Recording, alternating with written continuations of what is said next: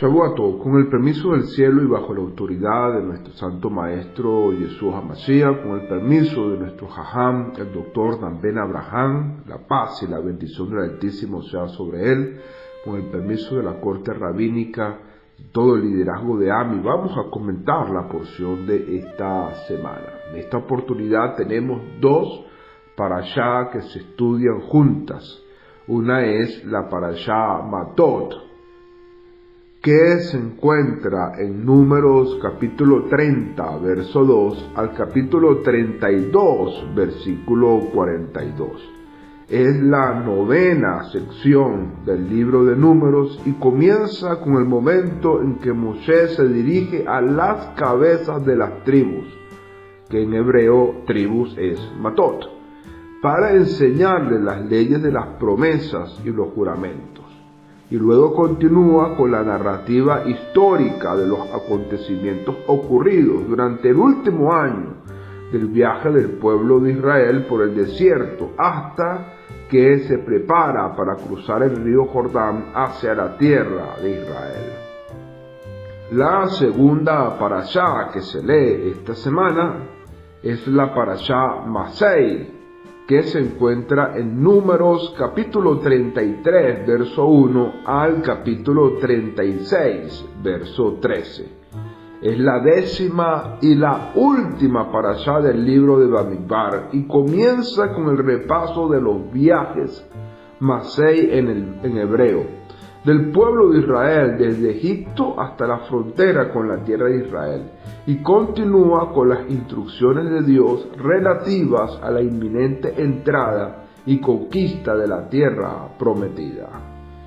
Con respecto a la cantidad de mandamientos que contiene cada una de las parashot, debemos decir que la parashá Matot contiene dos mandamientos. Una en forma positiva, es decir, ta'aseh, harás, y la otra en forma negativa, lo ta'aseh, no harás. Y son las leyes de anulación de voto y la prohibición de romper un voto. Los temas más destacados de la parashá Masot serían las leyes de los votos y las promesas, la batalla contra los midianitas y los hijos de Gad y de Rubén que deciden tomar una parte de la tierra conquistada que no pertenecía a la tierra prometida. Por su parte, la parashá Masei contiene 6 misbot, de los cuales 2 son positivos, ta'aseh, harás, y 4 son misbot negativos, lo ta'aseh, no harás. Ellas incluyen la prohibición de ciudades, la provisión de ciudades para los levitas, algunas de las cuales son además ciudades de refugio, y que un testigo en un caso capital no lo juzgue. También incluye la prohibición de tomar una remuneración para salvar a alguien de la muerte o el exilio. Entre los temas más destacados de la parashá Masei, pudiéramos mencionar los siguientes: los viajes de los hijos de Israel en el desierto.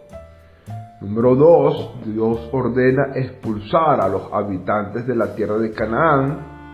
Número 3, los límites de la tierra prometida. Número 4, la ciudad de los levitas. Número 5, las ciudades de refugio. Y número 6, las hijas de Zelofefat. Vamos entonces a analizar algunos aspectos importantes de esta parashá, comenzando con la parashá Matot. La parashá Matot comienza con las leyes de promesas y juramentos que Moshe transmitió a los jefes de las tribus, los líderes del pueblo de Israel. Pero ¿por qué la Torá señala que esta sección específicamente fue transmitida en primer lugar a los jefes de la tribu, si todos los mandamientos fueron transmitidos primero a los jefes y solo después al pueblo? Nuestros sabios señalan que en general los jefes y los líderes suelen prometer todo tipo de cosas a sus dirigidos e incluso juran que cumplirán dichas promesas. Pero luego no solo no cumplen lo prometido, sino que incluso hacen lo opuesto de lo que juraron realizar. Por ello, en este contexto, la Torá hace un llamamiento a los jefes y líderes y les expone que no deshonre el líder su palabra y todo lo que prometa lo cumpla. También nuestros sabios comentan que esto alude a que los líderes deben estar pendientes de las necesidades del pueblo y proveerlas. Siempre deben procurar que sus acciones sean para el pueblo y el beneficio del pueblo. Y por ello el versículo señala los líderes del pueblo, el cual debe leerse como los líderes deben estar pendientes del pueblo. Lo importante que debemos tener en cuenta es que toda promesa hecha a Dios crea una obligación positiva, por ejemplo, una contribución voluntaria al Mishkan, o negativa, que sería abstenerse de ciertas actividades. Este capítulo que habla acerca de los votos y juramentos, una vez analizado a fondo, nos podemos dar cuenta que la Torá le otorga a la persona el derecho de hacer algo que solía ser solamente prerrogativa exclusiva de Hashem, crear una nueva condición halájica. Al verbalizar un neder, un voto o un juramento, la persona adquiere el poder de definir sobre sí o sobre otras personas o sobre otros objetos que hubiere designado una condición equivalente a un mandamiento de la Torá. Un neder es tan fuerte que quien lo viola puede sufrir pena de azotes dictaminadas por un tribunal rabínico. Obvio, eso era en los días bíblicos. En tal sentido, debe entenderse que no existe un equivalente en castellano de la palabra neder, aunque por carencia de un buen sustituto suele ser traducida como voto, término que significa la promesa de hacer algo. No obstante, aunque ciertamente un judío debe cumplir con su palabra, una simple promesa no es el tema de este pasaje. El neder en la Torá funciona de la siguiente manera. Existen dos categorías de neder. Uno, la persona se puede prohibir algo que la Torá permite, diciendo por ejemplo, los alimentos de tal y cual país me están prohibidos durante 30 días. Es decir, ciertos alimentos que le eran permitidos, esa persona se los prohíbe a través de un voto y está creando una condición en su vida que debe cumplir como si fuese un mandamiento de la Torá. Y en segundo lugar, la persona puede obligarse a traer una ofrenda optativa, organizar un mandamiento optativo como contribuir a un cierto fondo de caridad o a consagrar un animal como ofrenda. Es decir, si la persona dice yo me comprometo a dar tanto dinero para el fondo de caridad, eso se convierte en una obligación, como si fuese una misma que debe cumplir. El voto del cual habla esta parashá es el de la primera clase, una prohibición asumida en forma voluntaria, con la excepción de un voto para realizar un mandamiento. El segundo tema de esta parashá son también los juramentos, que en hebreo sería shebuá. Por medio de un juramento es posible ya sea prohibirse algo o exigirse realizar un acto. Consecuentemente, hay una diferencia entre un neder y un juramento. Un neder cambia la condición del objeto. Por ejemplo, si me prohibí una manzana, la manzana tiene ahora la condición de un alimento prohibido para mí y en consecuencia no puedo disfrutarla. En contraste con ello, un juramento impone una obligación solo sobre la persona. Por ejemplo, si he jurado comer una manzana, una nueva situación pende sobre mí, pero la obligación de la manzana no ha cambiado. Solo que yo ahora tengo la obligación de comerme una manzana porque hice un juramento. La parashá continúa hablándonos acerca del ataque de los midianitas que fue llevado a cabo por 12,000 guerreros israelitas, 1,000 por cada tribu. Iban acompañados por Pinjas, quien llevó consigo las vasijas sagradas y las trompetas para llamar a la batalla. Durante la guerra fue matado todo midianita varón, incluso los 5 reyes de Midian, y también Bilam ben Peor. Luego la parashá continúa hablándonos de que las tribus de Rubén y Gad, que poseían grandes rebaños de ganado, y pidieron permiso para establecerse en tierras de pastura de Yaser y Gilad, al este del Jordán. Al principio Moshe desaprobó este plan. Temía que si estas tribus quedaban atrás durante la conquista de la tierra, las otras tribus podrían desanimarse. Sin embargo, cuando los rubenitas y los gadaitas explicaron que tenían la intención de cruzar el Jordán y luchar junto con sus hermanos, mientras sus familias permanecen en Gilad, Moshe cambió de opinión y encargó a Yehoshua que se asegurara de que ellos cumpliesen su promesa. De otro modo, esas tribus perderían el derecho a todo reclamo sobre su asentamiento en Gilad y Yaser. Con respecto a la parashá Masei, la cual culmina el libro de Bamidbar, Números, se trata fundamentalmente sobre las vicisitudes que acaecieron al pueblo de Israel durante sus 40 años de travesía por el desierto.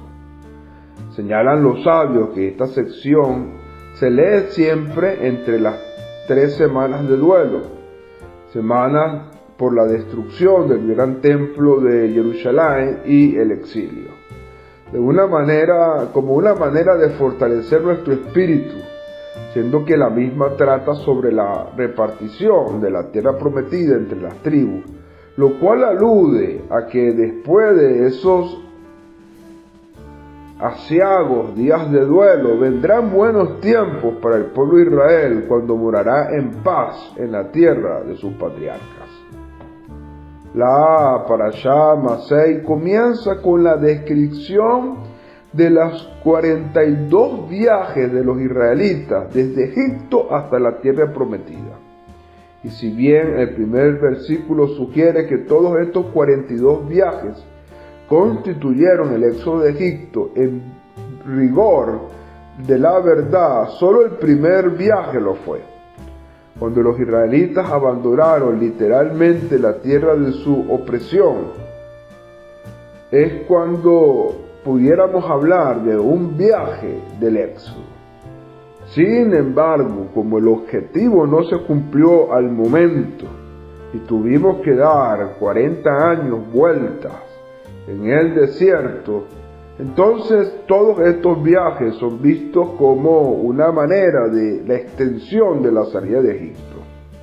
Por lo tanto, lo que consideramos libertad hoy nos parece insuficiente y lo consideramos confinamiento. En este punto cabe mencionar el concepto de destrucción en aras de construcción, como es el caso cuando la destrucción tiene por objeto dejar lugar a una construcción superior.